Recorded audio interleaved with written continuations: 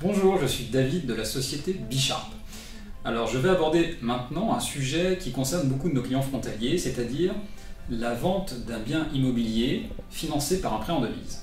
Donc prenons l'exemple suivant, vous êtes frontalier, vous avez vendu votre bien immobilier, vous avez donc récupéré des euros et vous devez rembourser un prêt en devise. Ça signifie quoi concrètement? Ça signifie que vous devez faire une opération de change du fruit de la vente, donc des euros, les changer en francs suisses et rembourser la banque. La question vient maintenant. Beaucoup de nos clients sont confrontés à la situation suivante. Leur banque leur dit « vous ne pouvez pas faire l'opération de change ailleurs que chez nous ». Alors la banque a-t-elle le droit? En réalité, oui et non. Alors, dans quel cas peut-elle le faire? Elle peut le faire en fait dans deux situations très précises. La première, si en fait votre prêt est adossé donc à une garantie de type privilège de prêteur de deniers ou hypothèque. Voilà.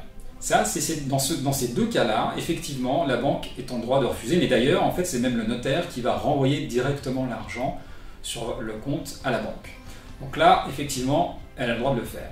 En revanche, si la garantie, en fait, est de type caution, ce qui doit être à peu près, je pense, à peu près 95% des opérations immobilières, en tout cas des financements immobiliers en devise, eh bien, dans ce cadre-là, la banque, en revanche, n'a pas le droit de refuser que vous fassiez le change ailleurs.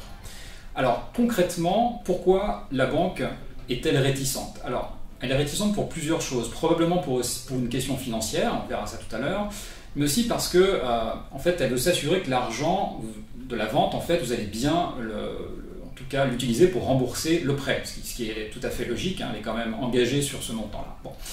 Et donc, si vous souhaitez rassurer votre banquier et que vous êtes effectivement dans le cadre d'une caution, sachez que Bicharp propose de rédiger un courrier qui stipule et qui surtout garantit que la somme que nous allons recevoir, nous allons la renvoyer sur le compte à la banque. Voilà. Donc là, votre banquier en fait sera complètement rassuré avec ce courrier-là. Et par ailleurs, je dis ça comme ça peut être intéressant de le savoir. Par exemple, pour une opération de change de 200 000 francs, donc si vous deviez par exemple rembourser 200 000 francs à votre banque, sachez que la différence entre utiliser Bicharp et utiliser une banque pour le change, eh bien l'économie réalisée avec Bicharp est de l'ordre de 1 000 euros quand même. Voilà, écoutez, n'hésitez pas à nous appeler ou à nous contacter sur le chat ou directement sur le site si vous avez des questions sur ce sujet. Merci, au revoir.